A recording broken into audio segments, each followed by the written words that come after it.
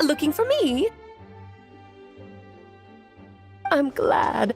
I wanted to thank you for helping me keep my promise to Klee. She had a splendid time in the bubble. Nicole came with us to make sure all was in order and prevent any similar incidents from happening in the future. You live and you learn. It's rare, but even the Dodo King isn't immune to a small slip-up here and there, I suppose. So, it's all fixed? Yes, quite. The recording work is done as well, so now all we have to do is play it on loop. It should be smooth sailing from here on out. Anyone and everyone can now enjoy the bubble at their leisure. Nicole will keep an eye on them, of course. I wouldn't put it quite like that. It was more like a fate that will not come to pass. Huh? What's the difference between the two?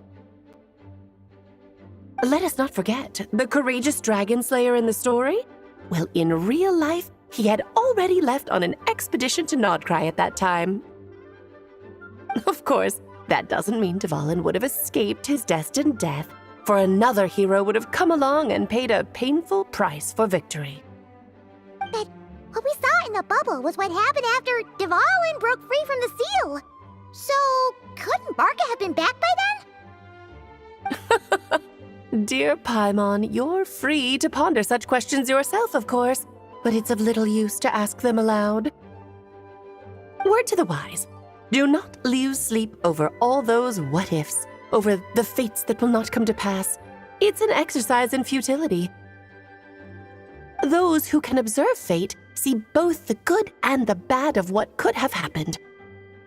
But all that matters is what did happen. Those alternate fates are nowhere near as important as the world that exists in the here and now. All right. Ah, you're saying it was as if the bubble itself had become contaminated. I suppose some gunk could have stuck to my luggage while I was wandering the border and got mixed into my magic without me noticing. Just kidding. I would never be so careless. Your intuition is spot on, Traveler. What developed in the bubble was a nascent form of abyssal power that, if left unchecked, would evolve into the real thing. What? So it didn't come from outside? It just appeared out of thin air? The abyss is perilous, cunning, dangerous, obsessive, and most infuriating of all, a complete and utter mystery. I'm sure you've seen for yourself how complex it can be. The Hexen Zircle has been observing its energies for a long time, and I think Barbalot's interpretation is the most accurate. The essence of the abyss lies in the hatred carried by all the fates that will not come to pass. This world is filled with conflicting elements. That one thing should happen signifies that a different possibility has been eliminated. These events can be small, almost trivial. I had Sweet Madame for lunch today, for instance. That means the Alice who chose tea break pancakes instead is no more. Of course, they can also be events that threaten the world, such as my friend Rhindotter's decision to tap into the abyss. In that instant, the tale of a future in which she remained pure was gone forever. So then, the question at the heart of it all is this. Why must these fates be the ones to disappear? Paimon gets it. It's hatred that stems from not being chosen.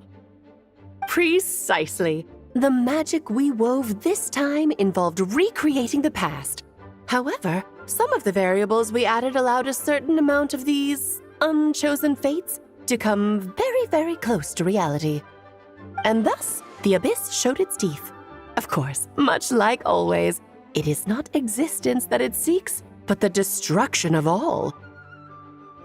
In the end, though, it wasn't a huge issue. Things like this happen on the border all the time.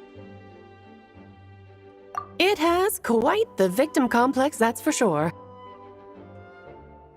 It's obsessed with entering this world at all costs, and that is precisely why we must protect our lives and those of our loved ones. Because when you think about it, to exist in this world is to be a spark of luck amidst countless possibilities. How precious is that? Ah, Alice, you're here.